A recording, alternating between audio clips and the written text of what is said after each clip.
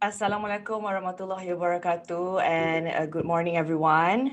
Thank you so much for joining us today for our Let's Talk session on Facebook Live.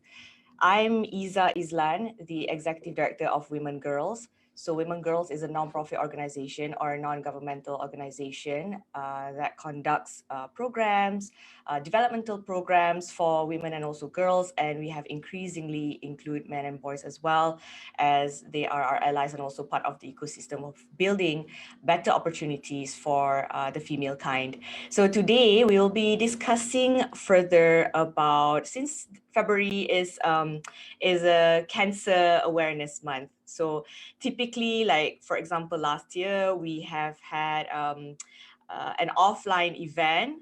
Last year was quite fun. We did it at KL Central with our partners, and we had a lot of testings going on, and everything was for free. But this year, sorry, that was 2019. So beginning from last year to this year. No, sorry, that was 2020. Yeah, that was correct. That was before the MCO, right? Okay, and then this year, the whole COVID thing happened and the pandemic, and for the safety of everyone, we are unable to do offline events. So therefore, we are continuing with our discussion and also creating awareness online. That shouldn't stop, regardless of anything.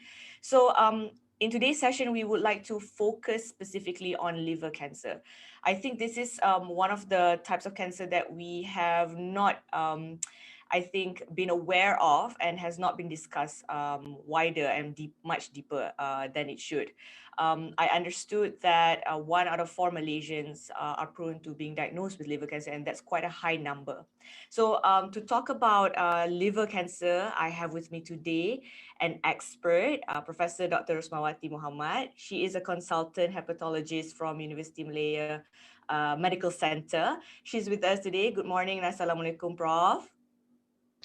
Good morning and Waalaikumsalam warahmatullahi wabarakatuh. It's quite sad that we couldn't do our usual cancer awareness event.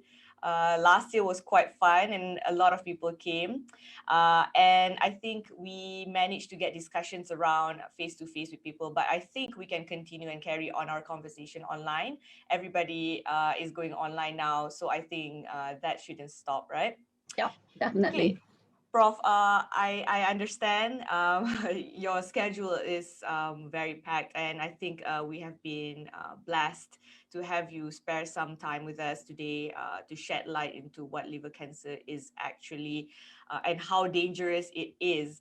So before we move into further, and I know that some of you out there, based on the questions that you've asked us on Instagram, that you are confused what liver cancer is. Sebab in bahasa Melayu it's called bara hati, and you are unsure, oh hati yang rasa tu ke, hati jantung ke, macam mana? Okay, so maybe Prof, before we get into even deeper, maybe you can give us a definition of what liver cancer ataupun bara hati is.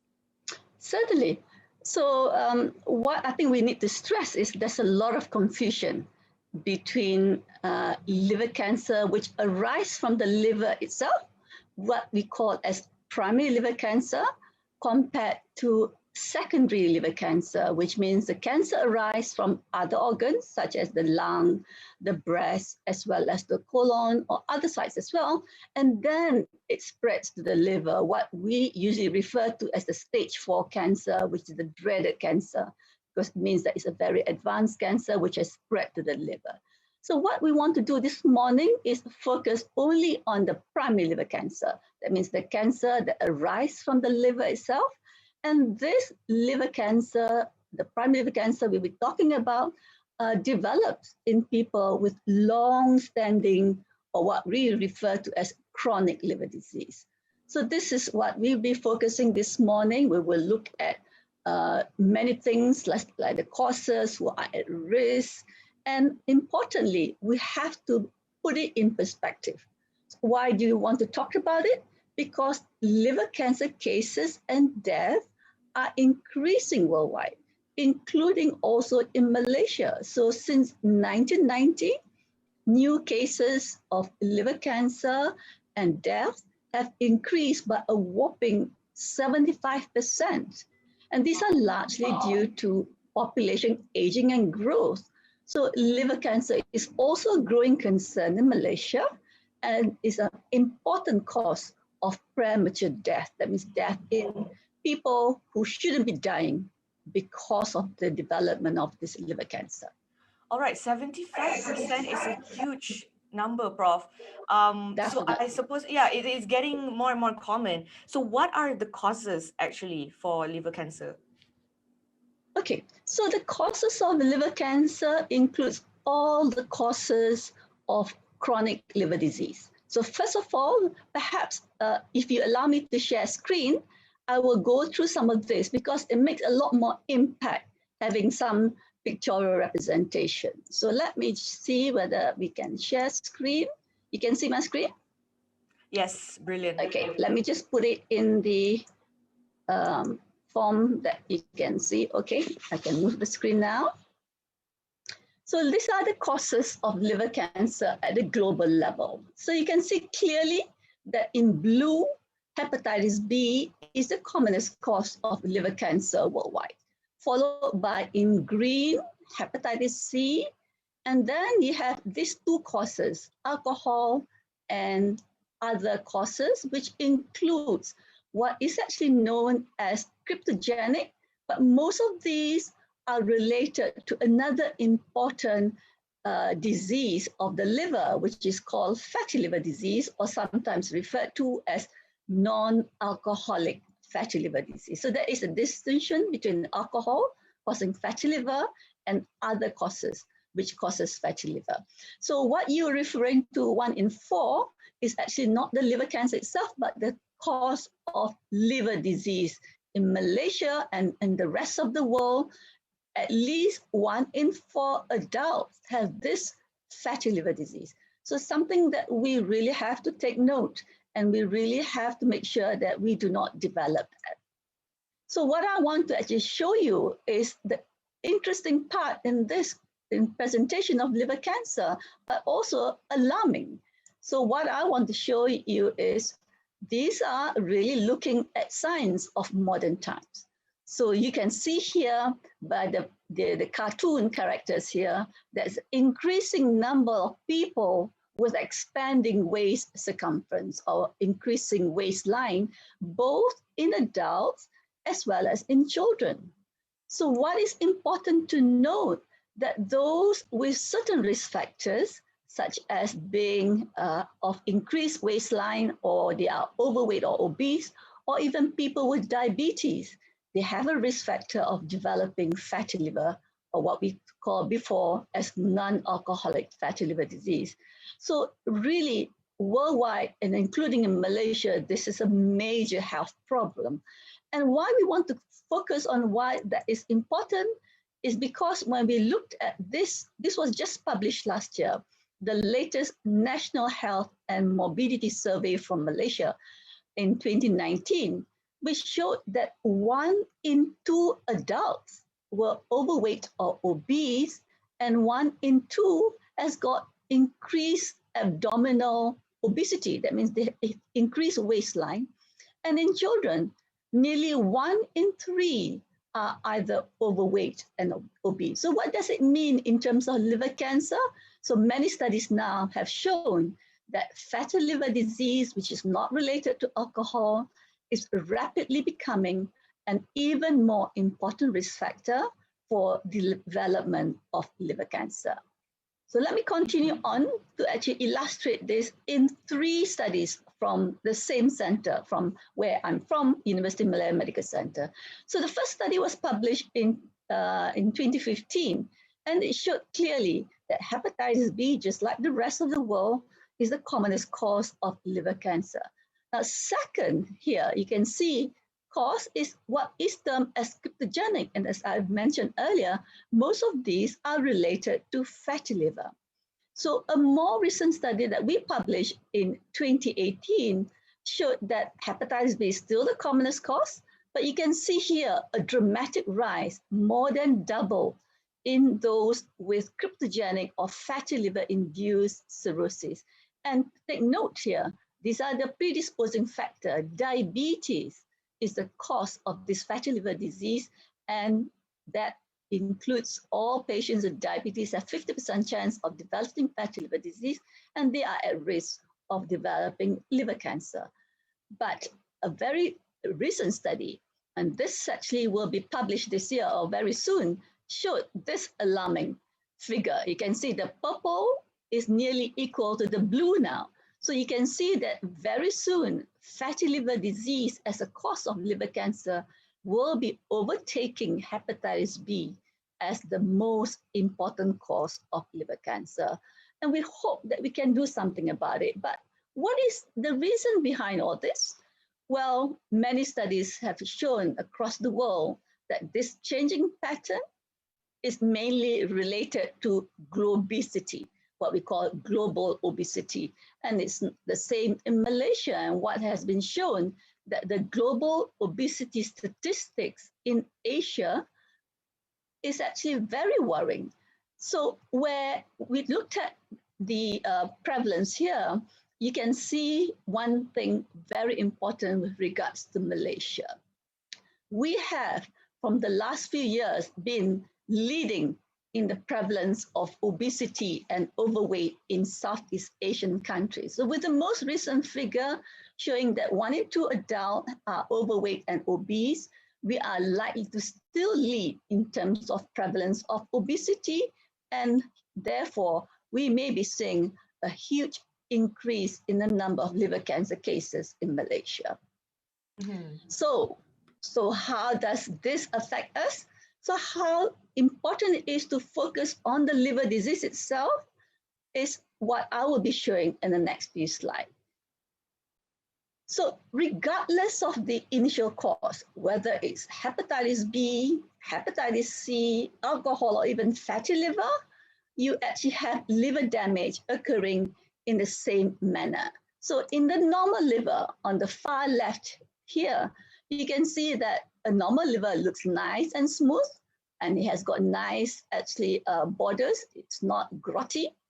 So when you have got this hepatitis B happening for a long time, they have persistent injury because of hepatitis B, alcohol, or fatty liver, then what is the important thing to note is you get scarring. And just like when you have a cut, you have scarring, the same thing happens in the liver, and this is called fibrosis. And eventually, the whole liver is replaced by scar tissue. And that is what is known as cirrhosis. And why that is important, sorry, let me go back, is because cirrhosis itself really is the predisposing factor that makes liver cancer to develop. Mm-hmm. So here, the normal liver cancer that you shared, the one that is smooth and with no scarring. So how old is that liver? Is that an adult's liver? How it looks like, and yes, a kind of person in fact, everyone, even children, it should look the same. And a normal person without liver disease, the liver should be nice and smooth. It should not have anything that appears irregular. That means it's not nice and not smooth. And most importantly, is actually, it will be the progression that we're talking about, that will take place over many years. So in general, the progression from a normal liver to development of cirrhosis takes about at least 20 to 30 years. So it's in general, a slow process, and majority will not have symptoms. So the symptoms that I'm showing you here, such as jaundice, which is the yellowness in the whites of the eye, tiredness, or someone coming in with the abdomen or the area over the stomach being distended because of water retention, this will only occur when the liver disease is advanced. So what I want to actually show you is also the late presentation of liver cancer that we are seeing still in Malaysia. And that's important because it's associated with a poor outcome, what we call poor prognosis.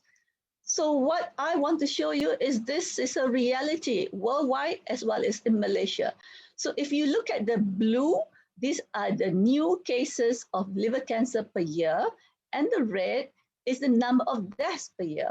So you can see that it's nearly equal. So you can see on the right in Malaysia is also nearly equal, more than 2,000 per year of new liver cancer cases, and again, more than 2,000 per year of deaths, underscoring the very poor prognosis. That means a lot of people coming in with liver cancer will die in a very short period of time unless it's detected at an early stage. So to highlight this, let me just highlight one other thing, that majority of liver cancer, up to 90%, arise from a scarred liver. That means in a person with cirrhosis.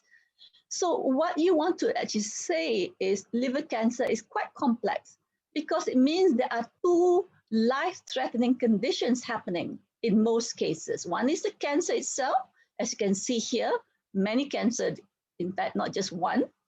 And the second thing about this is, you see this rest of the liver is not smooth. It's got a lot of things happening here, and that's due to the scarring. So the underlying cirrhosis itself may not even be diagnosed at the time of the presentation of the liver cancer. So here, one of the most important things to note why liver cancer is so deadly, it rarely produces symptoms until the liver cancer or the cirrhosis itself is advanced. And then you cannot have any specific treatment because of the advanced stage of the disease itself, both the cancer and the cirrhosis. So a high proportion of cases are diagnosed at a late stage. Sorry, I will just show you just one more slide. So here, I just want to show you a study from UMMC to show that nearly 2 out of 3 people presenting with liver cancer have symptoms already by the time they develop or rather diagnosed to have the liver cancer. It's not only that the cancer is advanced, the cirrhosis itself may be advanced, such as this person here, because this person has got water retention in the abdomen, and that's due to ascites.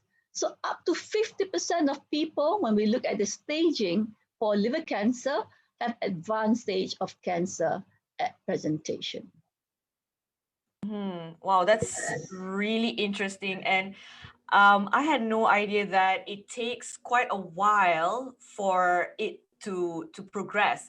So it takes about 20 to 30 years. So therefore, whenever they come for like diagnosis, I guess, it will be a bit too late, right? For someone. Yes, when they come with symptoms, it is unfortunately maybe too late for them to do anything about their liver cancer.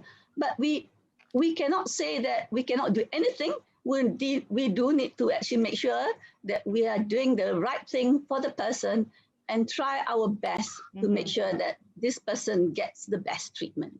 Okay, so for I guess for everyone out there, what kind of lifestyle factors, I guess you have mentioned some just now, and it's very clear that obesity is one of the main, second to hepatitis B, is the main cause for this.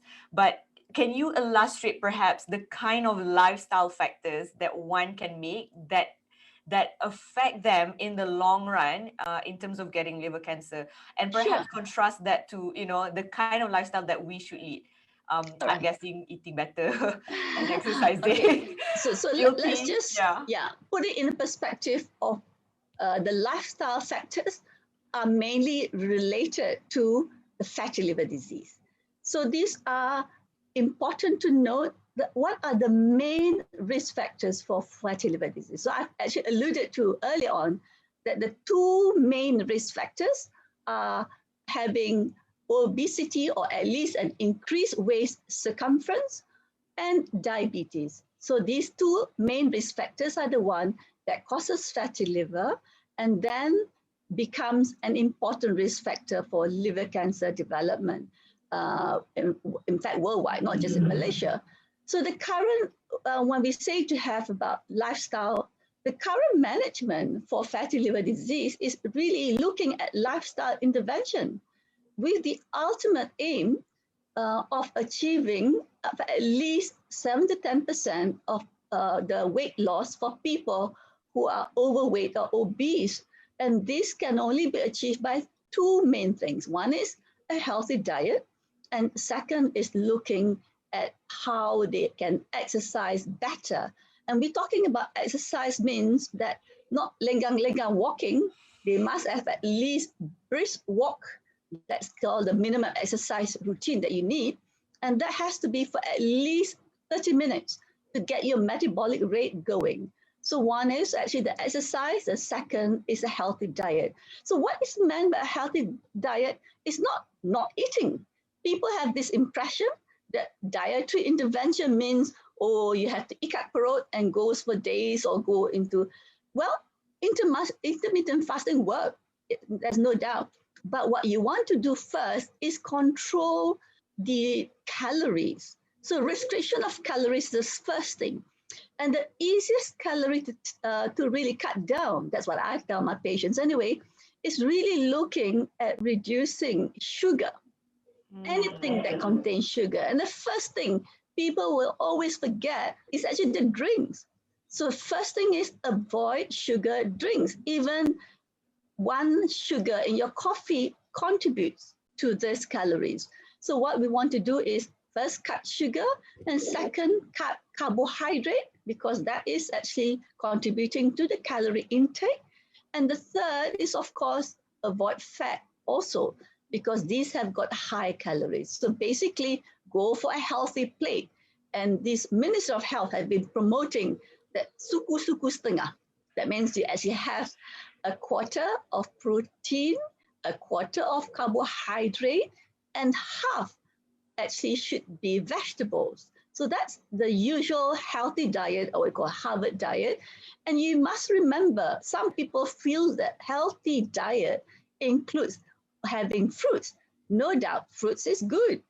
But remember, our Malaysian fruit particularly is very sweet. All the rambutan and the langsat and all, they are superb, they're nice, but they are very sweet. So when we talk about having replace the vegetables with fruits, you must go slow. That means it should only be like one portion should be fruit, equivalent to one banana, one handful of grapes or rambutan, langsat, should not be more than that because that means that you are restricting the calories from.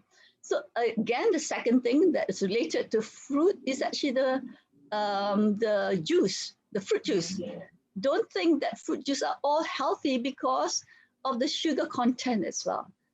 I mean, it's good to have it, but you have to have moderation and should not be the ones which are added sugar, at least. Wow, okay, I did not expect fruits because I'm not really, don't judge me, Prof. I'm not really a fan of vegetables, but I do eat some vegetables. So I always kind of thought like, oh, if I replace with fruits, then I'm good. But yeah, I forgot that all the fruits like that I eat are sweet. I thought it's natural sweetness, so it's fine, but apparently it's not really, right? I have to like be moderate. In moderation, it's good. It's good. In Definitely, moderation. I will have to say that you have to have the proper intake of vegetables and fruits, but it has to be not replacing or totally with lots of fruit as your diet, because it can also contribute to the calories. So we have to practice the suku setengah. Yeah. Okay, so if if people are okay, let's say I know a lot of people, honestly, not just myself, although I've improved, but I know a lot of people don't like eating vegetables. They don't like their greens, especially the younger people, the children. But we have a long-term effects to this. So if they take supplements to replace vegetables, can this help as well in terms of the diet and hence the liver? Or do right.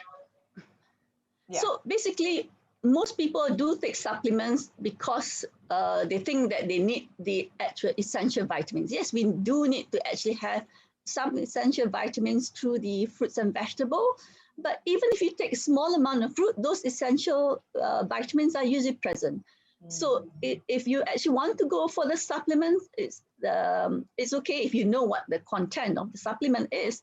But remember, supplements sometimes do not contain what is inside the supplement itself. So it is actually not right to say all supplements is okay because it doesn't go to the rigorous process of approval by the National Pharmaceutical Regulatory Authority. But you must also remember that the natural things are better. Of course, if you can take even small amount of fruits and vegetables, is good enough, because most people can replace the vegetable if they really don't like it with fruits, and you can do that in a correct manner, but not totally say depend on supplements. Right, you still need some natural vegetable, right? Okay, so just now you have shared some quite jarring images on your slides of, like, how the liver can look like, when you're going through, the scarring and all that. But liver is inside, so for some people who may not love going to the doctors and all that, um, how can they tell? What are some of the telltale signs that they can detect from their bodies, that externally, Yeah. to tell them that, hey, you might be prone to getting this? I know, like you say, some extension to the stomach, and some people would, relay that as like, okay, boroi lah. So, but not necessarily. And as we can see, alcohol also is one of the lower factors, although it's quite large. I think it's like 4% or something just now. So, what are some of the telltale signs that someone can, say, like, oh, it looks like something bad's happening? Okay. So I think the message we want to put across is that we do not want to wait for these telltale signs or even symptoms to develop before we actually get diagnosed with liver disease, because you are going to be already having those for a long time before we can actually know that you have a risk for developing liver cancer. So that's the message, that we do not want to look for telltale signs. So more importantly is that we, first of all, we need to look at who are at risk of having liver disease. So what I will do is that I will combine looking at this from two perspectives. If we want to know how to prevent liver cancer, we want to know who are at risk of liver cancer. So if you don't mind, I will share some slides still. Sure. And look at the prevention as well as looking at the risk factor. Mana ni? Kejap. Let me just look for my slides.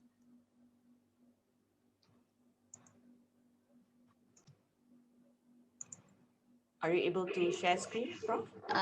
Give me 1 minute while I look for this. There it is. Yeah. Not a problem. And to everyone else who's watching, if you have any questions, also do share it on Facebook. Just comment, and then we will read some of your comments. Okay, Prof. Okay. So you can see my slide now? Yes. Boleh. Okay, good. So what I'm going to do is actually looking at how we prevent, and we do that by preventing the risk factors giving rise to liver cancer. So here, this is the startling fact. Oops. Okay. So you can see here. So hepatitis. 2 out of 3 liver cancer are caused by hepatitis. So what we want to do is looking at prevention first of hepatitis B. As you know, it's the single most important cause of liver cancer worldwide.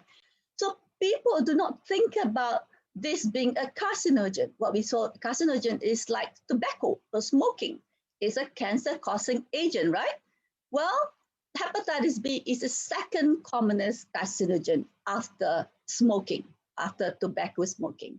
So really, when we talk about this as important cause, because hepatitis B is classified as the group 1 human cancer causing agent, and it is one of the most potent, because the risk of developing liver cancer is about 100 times higher among those with hepatitis B compared to those who are not infected. But we have a solution. And in fact, the Minister of Health have actually implemented that solution way back from 1989, because we can prevent liver cancer by vaccination. So what's this thing about prevention hepatitis B by vaccination? Well, let me first show you why that is important, because hepatitis B is spread through direct contact with infected blood from a person who's actually got hepatitis B. And this is actually another second route is from the major body fluids.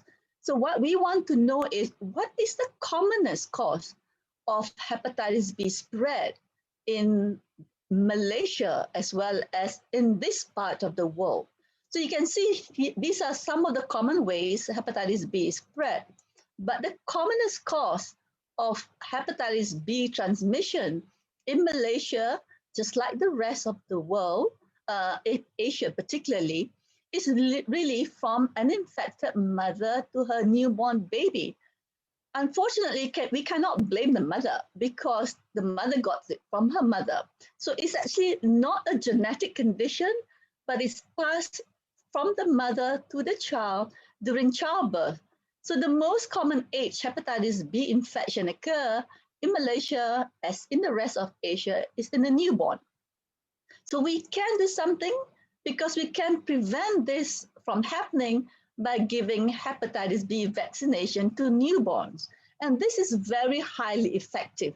You can see in China and in Taiwan, their prevalence or how many people the population got hepatitis B was at one time 10% or more in China and in Taiwan. And the same thing in Thailand is more like us. Is actually there's a dramatic reduction. You can see among those vaccinated now is actually only around 1%. So the newest figure is actually less than 1% already among those vaccinated. So clearly, we can say that hepatitis B related to liver cancer can be prevented by vaccine. And there are many studies. One of them is shown here. I'm sorry, this is very scientific here, but what it shows here is hepatitis B vaccination can reduce liver cancer development by 85% and by reducing liver-related death by 70% after a 25-year period. So why taking so long? Because remember that hepatitis B mainly occur in the older age group. So you have many years of infection. In fact, the commonest actually age that hepatitis B related liver cancer occur or other liver cancer as well is after age 60 in most cases.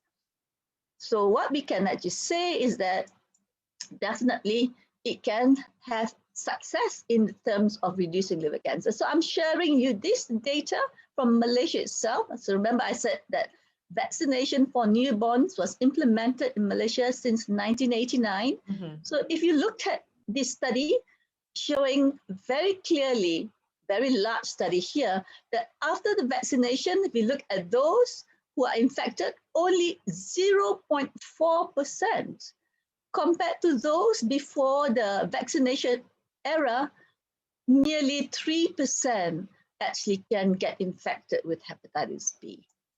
So here is another study from our Disease Control Division of Ministry of Health. You can see here clearly that the reduction in hepatitis B among those born after 1989. So it's not immediate because this vaccination takes some stages to occur. Just like what our COVID-19 vaccination will be, it will be in stages, but it takes a while because we're talking about every newborn later on will get vaccinated for hepatitis B here. Mm-hmm. So here, amongst the older population, those born before 1989, so the age now of these people are over, going to be less than, over 31 of age, then there's a higher risk of having hepatitis B. So here, what do? We want to prevent liver cancer in this group. We need to test them. So those born before 1989 or those with a family history of hepatitis B infection are definitely at higher risk of getting hepatitis B and need to be tested at least once in their lifetime. So what about hepatitis C? So I will illustrate this by this man. It's very unfortunate. This man presented for the first time in the hospital to our UMMC with yellow jaundice, and he also have got this swelling or distension of the abdomen due to water retention. So in this admission itself, he was diagnosed to have advanced liver cancer as well as advanced cirrhosis. And the cause was hepatitis C. And he was not aware that he had hepatitis C until this hospital admission. So on further questioning, we found out that he received blood transfusion in 1985 after an accident. And he was not aware again that he had hepatitis C until this hospital admission. So let's look at the risk factors to actually look for those who are at risk of hepatitis C.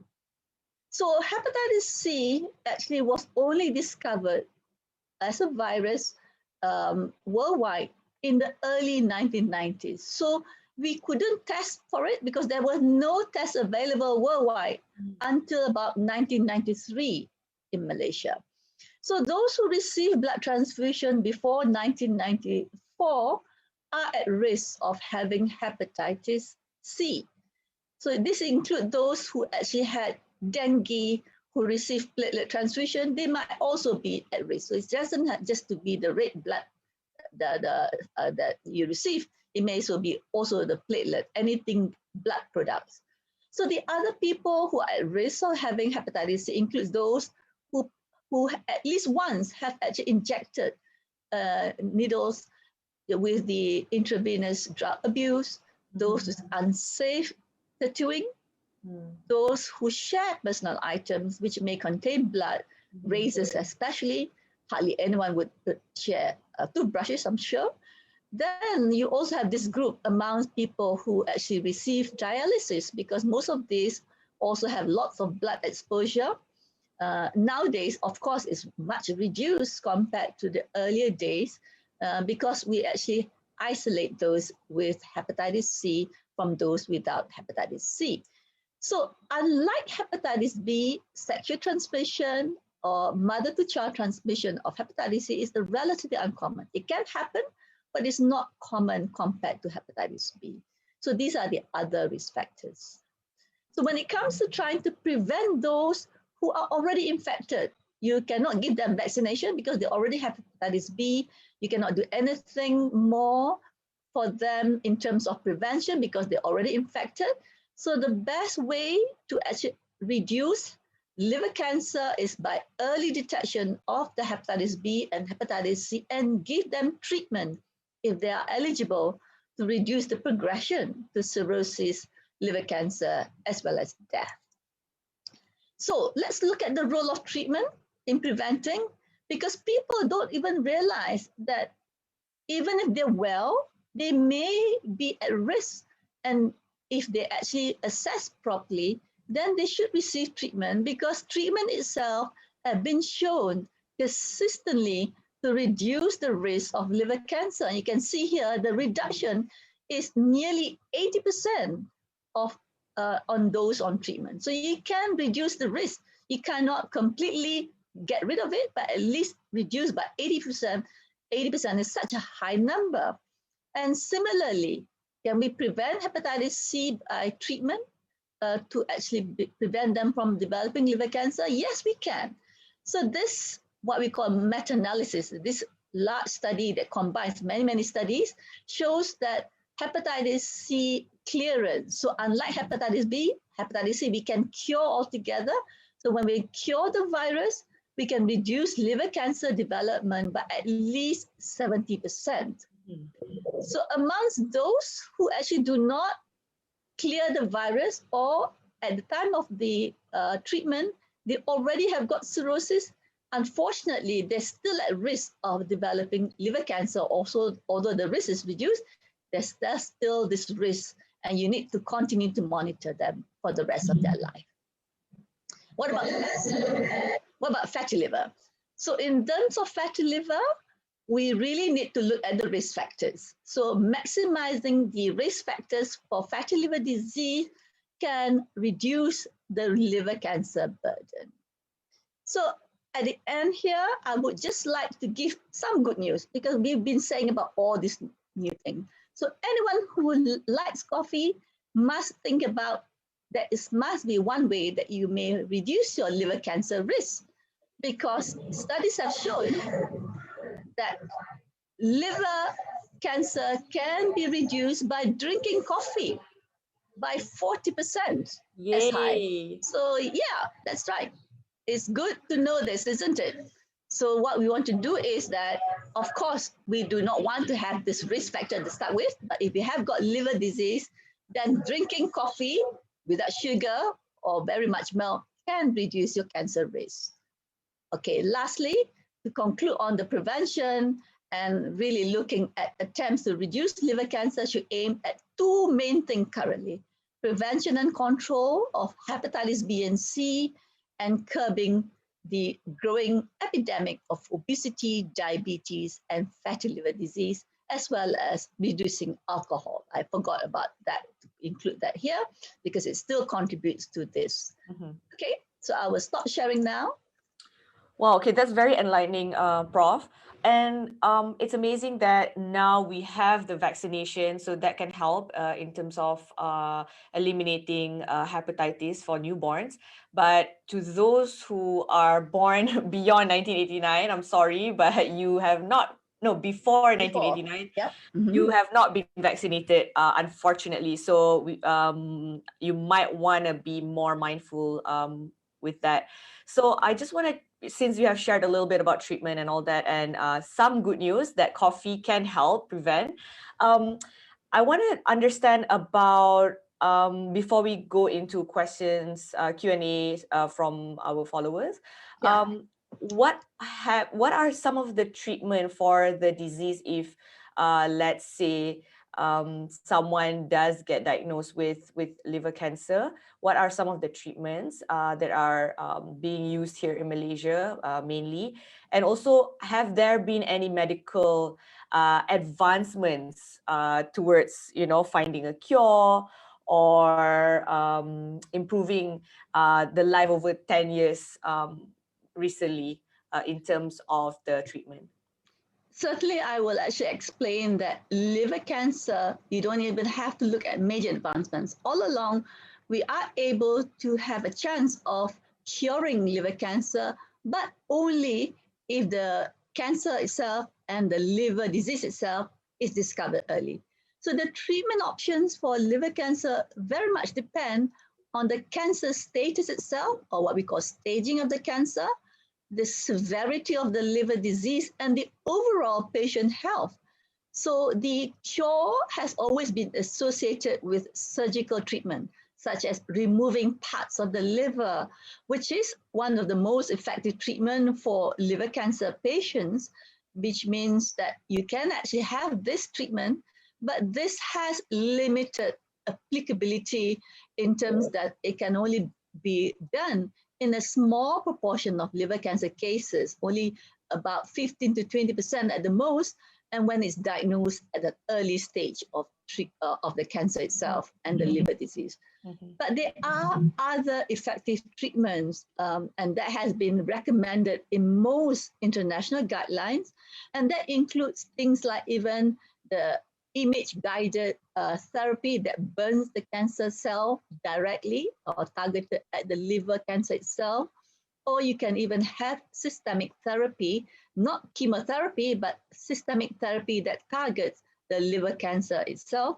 And these are effective treatment which can prolong survival of those with liver cancer. They may not be curing it because there's a risk of recurrence, but at least you can prolong life, and this can be important options. So when we talked about treatment, choosing the optimal cancer treatment requires many specialties. So you need collaboration of multiple specialties, and that includes not just us as liver cancer specialists who looks at the liver itself. It needs to have the surgeons involved. It needs to have the radiologists, because most of the targeted therapy at the liver itself are done by interventional radiologists. And the fourth group of people includes the oncologists when it comes to systemic treatment, having given things to target the liver cells, liver cancer cells itself. So really the multiple disciplinary teams are important to look at what is the best option for the patient. So a collaborative effort, I would say. And Definitely. mortality level based on your data just now is quite worrying. So I would just like to understand, perhaps one final question for you at this moment before we get into Q&A is that what can be done perhaps on a policy level, to lower the risk factors for Malaysians to contract the disease, and then as well as probably to support the health system in caring for those who are living with it Yeah. currently. So basically here we are talking about what can be done at the national level to reduce the burden of liver cancer itself. So it has got two prongs. One is actually looking at reducing the hepatitis B and hepatitis C, and we have mentioned that vaccination is produced. But I think the focus actually now is not just on prevention, because the most of these deaths are related to those already infected. So the more important approach is actually really having to optimize or scale up to identify those with hepatitis B and hepatitis C and fatty liver disease. The second thing after identifying them is assess the severity of their liver disease, because there's two misconceptions that we must understand, which is occurring now, which has stopped this awareness of liver cancer happening. One is the idea that hepatitis B carrier is actually just a benign disease just because they don't have symptoms. What they don't understand is most of the carrier, although they don't have symptoms, have to be assessed truly whether they do need to actually have treatment. Second is that fatty liver, which is a commonest liver disease, and again, this is higher in certain risk groups such as diabetes, those who have got obesity or increased waist circumference, have to be identified in those groups of people. And once you identify, again, you have to see who are at risk of developing liver cancer by assessing the severity of liver disease.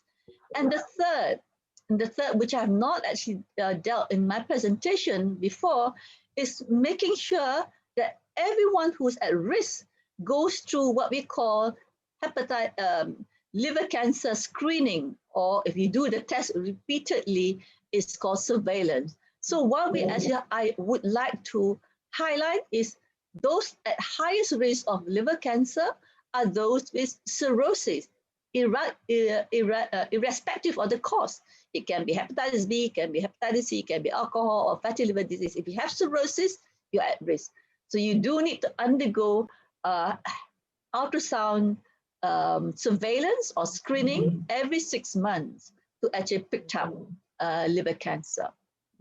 So among those without cirrhosis, particularly those with hepatitis B, there may be people who are at risk.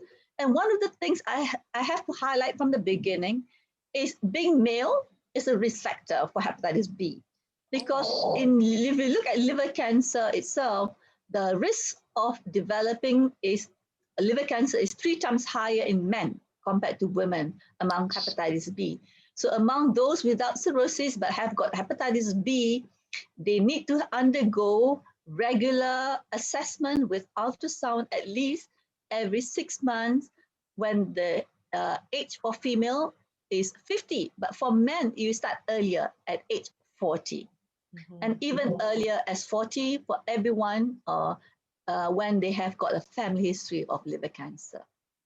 So these are some of the things we need to highlight. So policy level, identifying those at risk. So amongst high risk, regular screening or surveillance for liver cancer to detect it early so you can give options of cure and treatment that can affect their survival. And the last is that since the biggest group that we're going to be seeing is actually relating to lifestyle, we really need to actually manage lifestyle intervention to actually reduce not just risk of liver cancer, but also risk of having cardiovascular death. Do you know that I have to highlight? In fact, amongst fatty liver disease, the commonest cause of death is not liver cancer. The first cause of death is actually related to heart disease. cardiovascular disease. Second is cancer. And it's not just liver cancer. When you are obese, unfortunately, you're also at risk of developing other cancers as well. So lifestyle intervention reduces not just liver cancer for those with liver disease, but also other cancers as well. Mm-hmm.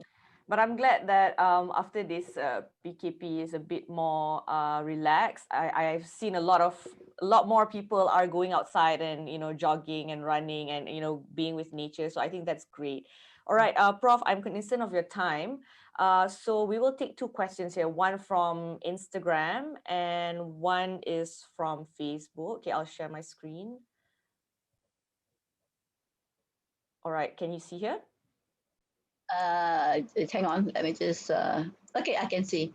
All right. So I think question number 2 and number 3 you have extensively explained just now. So we'll take question number 1. Can young people get liver cancer? Unfortunately, yes. Although we say that commonly the highest risk group are those who are older, that most of the liver cancer we see is going to be amongst age 60 and above. We have been seeing people as young as in the 30s to 40s with liver cancer. And most of these are actually not because they didn't take care of themselves. And again, I have to actually mention that some of the classical presentations that we see is because they didn't know that they have liver disease. Yeah. So in our regular discussion, we have come across quite a number of people who actually have young liver cancer development. And I think this is something that we need to highlight, that it's not just the older age group. Secondly, remember I mentioned also that 1 in 3 people, 1 in 3 children have got obesity or overweight, and they are also having liver disease. Well, you can have cirrhosis happening in children as well, mainly because they actually from the very young age already have been gone through this risk factor because they're overweight and obese. So inflammation happening at a younger age also increases the risk of having liver cancer development at an early age. So the prediction that some of these patients, or rather children, who are already having fatty liver disease at this very young age before they even in the adolescent period, may be at risk of liver cancer development in their 30s and 40s. Oh my God. Okay. So usually it takes about 20 to 30 year progression, right? So, but it can also expedite and happen when you're much younger. All right. So younger people out there, you cannot escape from this. So we have to be mindful and perhaps go on checks if something is not right. Okay. We have one question from Facebook by Fariza Ashura. So she says, Salam Prof. Is it necessary to do liver cancer screening for people with increased waist circumference and diabetes for early detection? Okay, that's a very good question, because you're actually saying that you know already who are at risk. Yeah, but that risk factor, when I was mentioning about increased waist circumference and diabetes, are risk factor for fatty liver disease. So you need to actually go one step before that. Before you develop liver cancer, you have to have this liver disease. So a very important, crucial point here is you are at risk of developing fatty liver disease first. You need to get identified. So there are tests to be done to diagnose fatty liver disease. 2 things. Mainly, one is doing a simple blood test will tell you that you have abnormal liver enzymes. So that may trigger you to do other tests as well, because the abnormal liver enzymes can be related to fatty liver, or it can be due to other risk factors like hepatitis B, hepatitis C. Second, once you actually have this, then you need to have further tests to really confirm you have fatty liver disease. And a simple ultrasound can actually do that also. You need to find out whether you have got fatty liver, and the next step we say is assess the severity of this fatty liver disease. So the assessment is the same. You can use blood tests to actually assess this, or you can use a special scan to detect whether or not there is stiffness or scarring in the liver, what we term as fibroscan, But this is only available in certain places, but we can even do blood tests, simple blood tests to predict those who have got severe liver disease. So once you have severe liver disease due to fatty liver, then those who are at risk are those with cirrhosis. Yeah. So the one step before that is fatty liver disease first, assess severity, and those with severe or advanced liver disease will need to have the surveillance or screening for liver cancer. Thank you, Fariza, for that question. I think that was a good question as well. So we can check with just a simple blood test, which will lead to other tests, of course. So if you're out there and you're unaware or you're unsure on how to find out about this, you can check yourself at the hospital, of course, or clinic, and do a simple blood test, and that will lead you to what you might want to find out. So okay, just to close our session here, Prof, perhaps maybe you can share a little bit of your aspiration or your hope for us as a society. Perhaps how can we protect and help each other out to avoid this disease collectively? Yeah. Sure. So I think what we say is that we are all very, very mindful of the COVID-19 infection now. But there is opportunity because COVID-19, the pandemic actually has made us learn to do things differently now. We have got digital tools like having this session, and we can also have increased awareness created by having more of the educational session with the public.